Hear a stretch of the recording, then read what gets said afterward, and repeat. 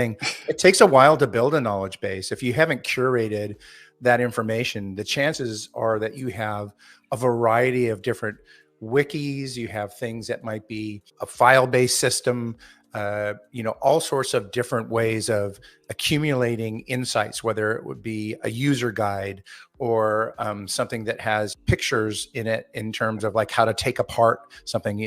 When was the best time to pull together a knowledge base? Maybe 5 years ago. When's the second best time? Probably today. Yeah.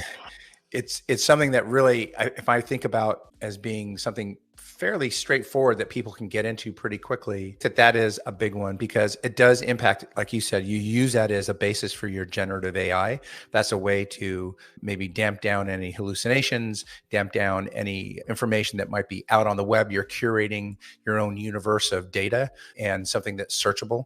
I think it's, and it's helpful for all sorts of things, whether it's conversational AI or chatbots or just some searchable web knowledge base inside of the customer extranet.